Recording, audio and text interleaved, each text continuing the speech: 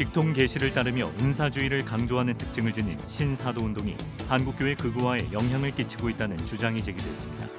신사도운동은 한국교회 주요 교단들이 이단성을 이유로 경계해야 한다고 결의하고 있습니다.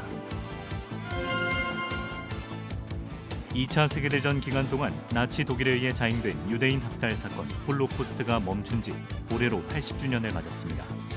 홀로코스트 80주년 추모 기도회에서는 다름과 차이를 인정하지 않는 세태 속에 하나님의 온전한 평화, 샬롬의 의미를 되새겼습니다. 다문화 사역을 펼치고 있는 글로벌 엘림 재단이 미얀마 등 각국 주한대사들을 초청한 가운데 외국인 유학생들에게 장학금을 전달했습니다. 여러분 안녕하십니까? CBS 뉴스입니다. 직통 계시를 따르며 은사주의를 강조하고 또 세상을 하나님과 사탄의 대결 구도로 인식하는 등의 특징을 지닌 신사도운동. 교계에서는 이단성이 있어 경계하는 사상인데요.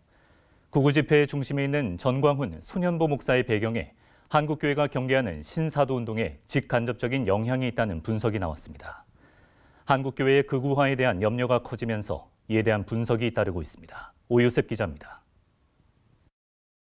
기독교 사회문제연구원이 극우주의와 한국교회를 주제로 마련한 포럼에서 극우 집회를 이끌고 있는 전광훈 목사가 미국 은사주의자들의 영향을 받았다는 분석이 나왔습니다. 서강대 서명삼 교수는 이 은사주의자들이 지난 2016년 트럼프의 대통령 당선에 기여한 이들로 신사도 운동 그룹과 같다고 설명했습니다. 서 교수는 이들은 트럼프를 구약 성서에 나오는 바사의 왕 고레스로 비유하면서 미국의 기독교인들이 트럼프를 지지하도록 유도했다고 말했습니다.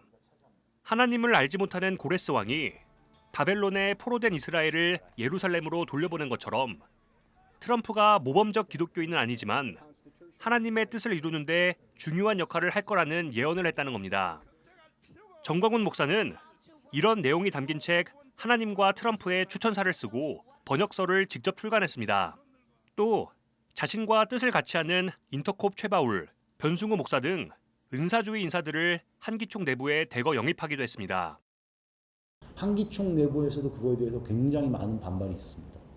그런데 전광훈 목사는 다 쫓아내고 아니다, 이 사람들이 맞다라고 하면서 이 사람들 편을 들어가고 옹호하고 장로교나 이런 전통에서는 은사주의 이런 쪽이랑 심지어는 오순절 계통에서도 은사주의 쪽이랑은 살짝 거리를 두고 있거든요.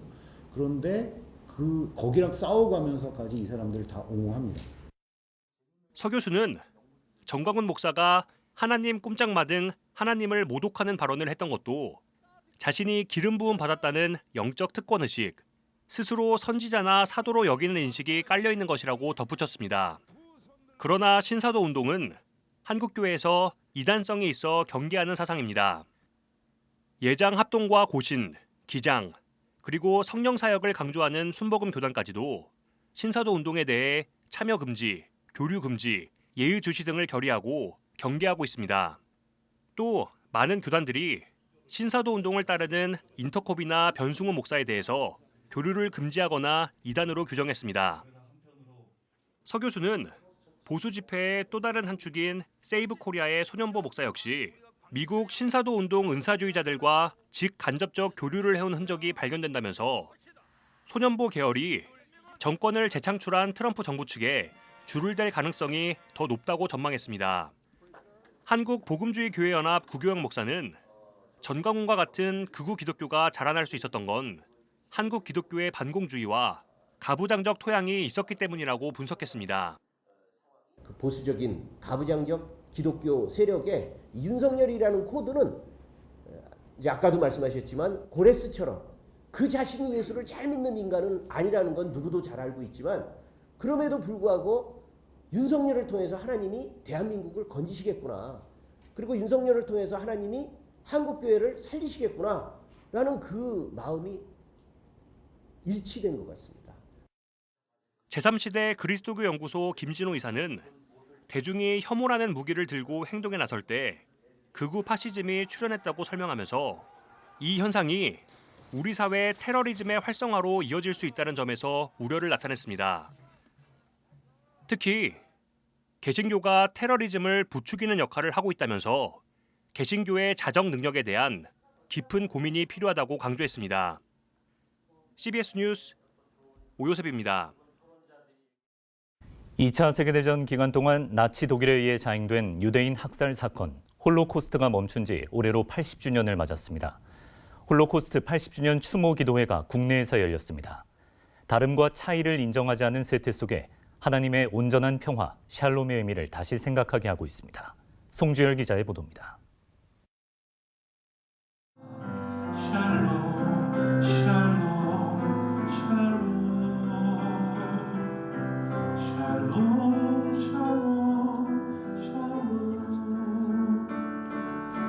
평강 있을지어다.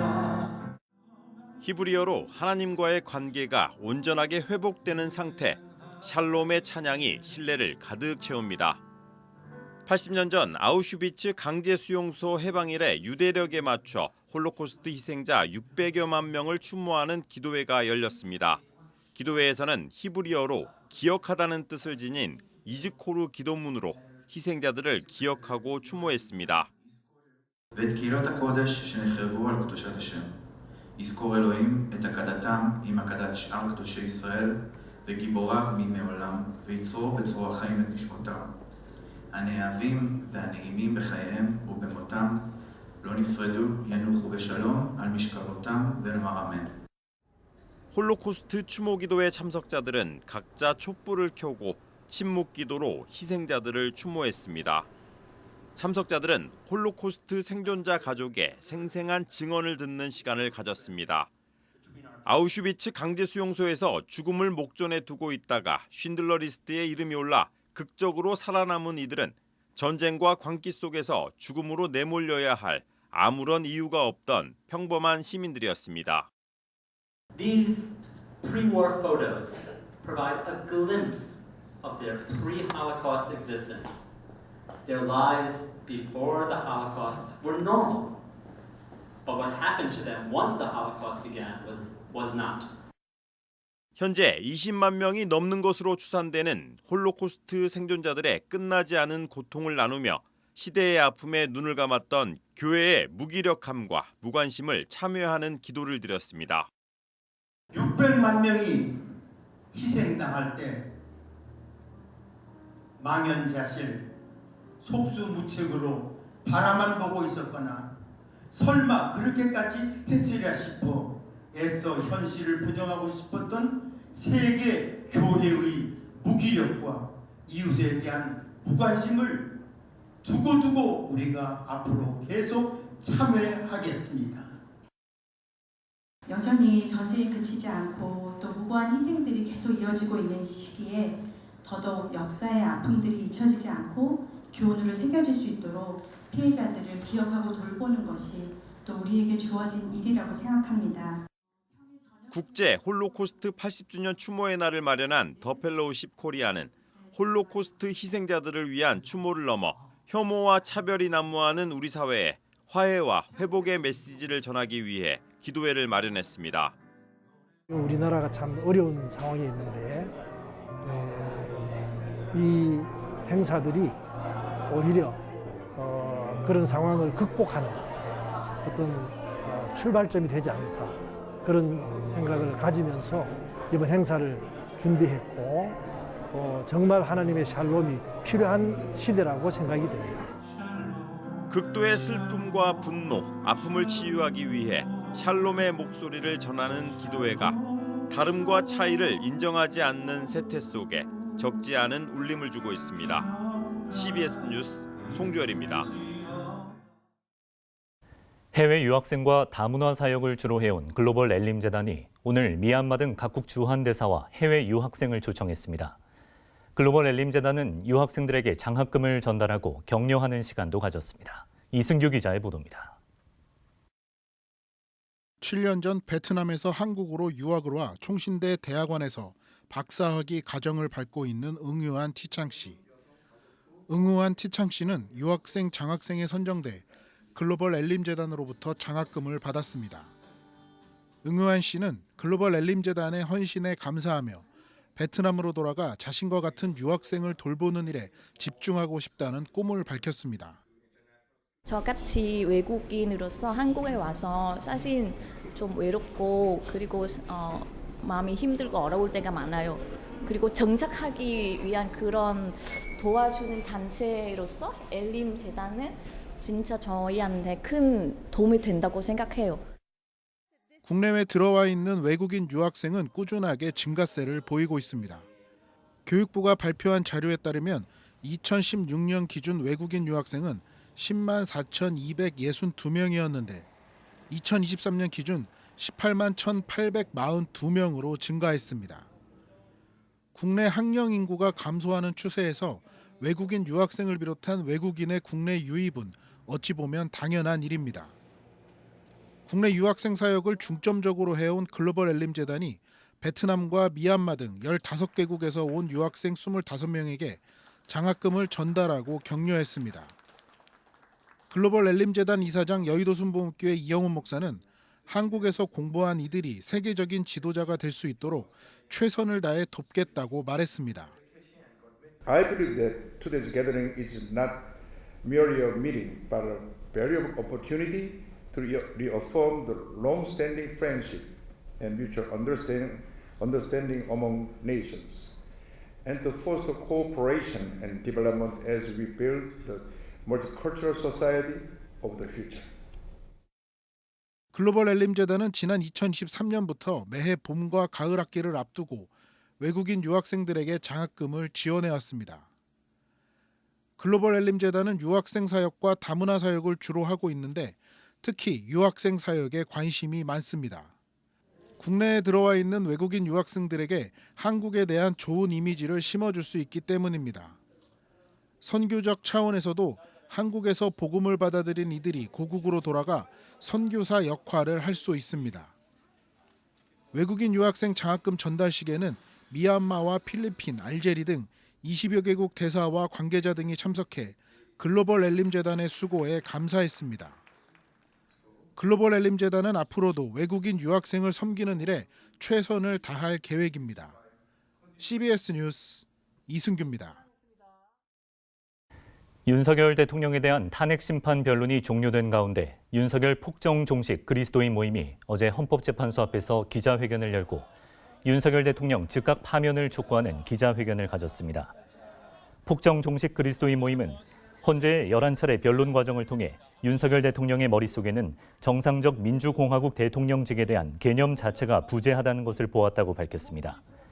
그리스도인 모임은 이어 윤석열은 국민의 삶에 대한 책임과 관심은 전혀 없고 자신의 안위만을 위해 국민의 갈등을 조장하고 국론을 분열시키는 데 앞장섰다고 거듭 비판했습니다.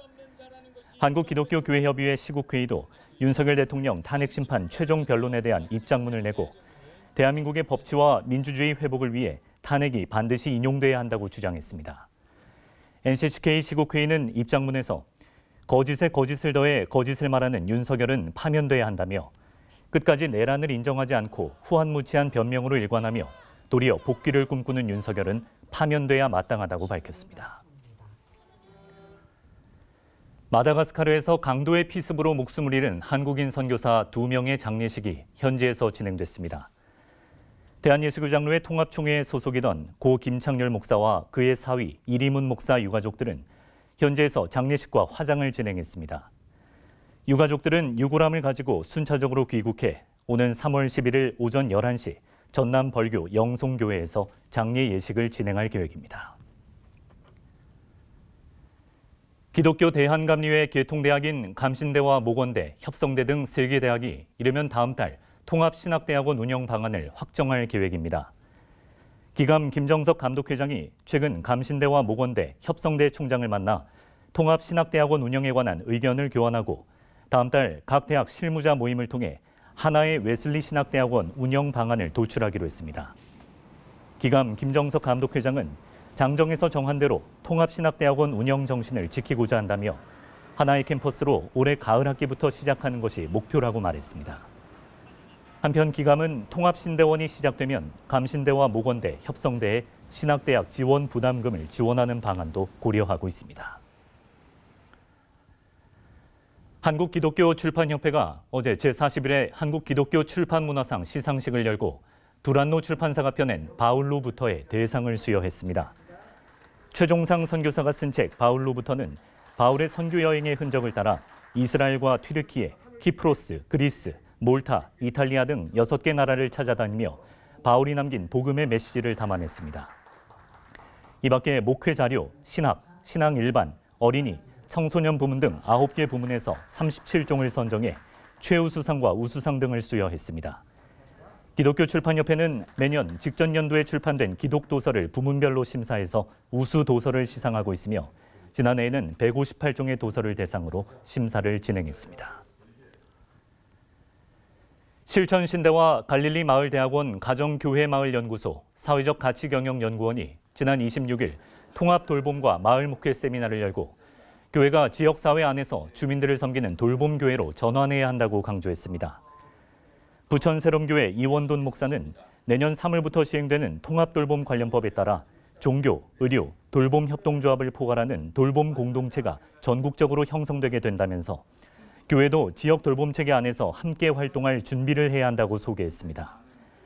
사회적 가치경영연구원 임종한 이사장은 교회가 지역 주민들의 정서적, 영적 돌봄뿐 아니라 돌봄 서비스 자원봉사와 긴급 지원 등 다양한 역할을 할 수 있다면서 개신교 돌봄 운동이 활발해지기를 기대했습니다. 지난해 제정된 지역사회 통합돌봄 관련법은 노인이나 장애인 등 돌봄 대상자가 자신의 주거 지역에서 돌봄 서비스를 제공받으며 생활할 수 있도록 하는 것을 목표로 합니다. 기독 NGO 샘복지재단이 다음 달 5일부터 시작되는 사순절 기간 40일간의 동행 기도 캠페인을 진행합니다.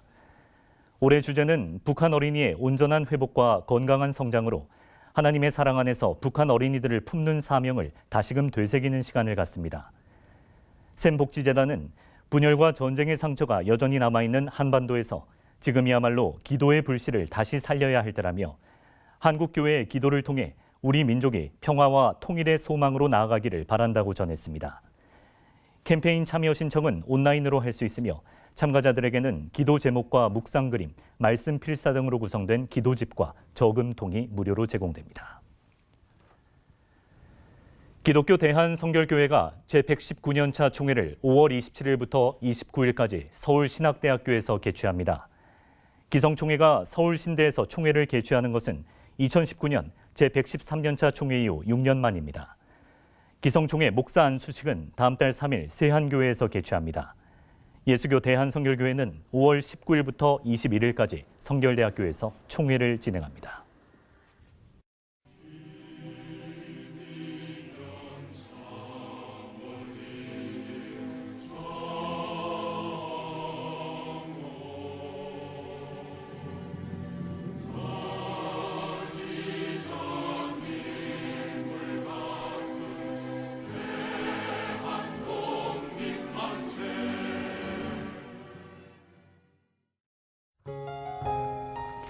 이어서 날씨입니다.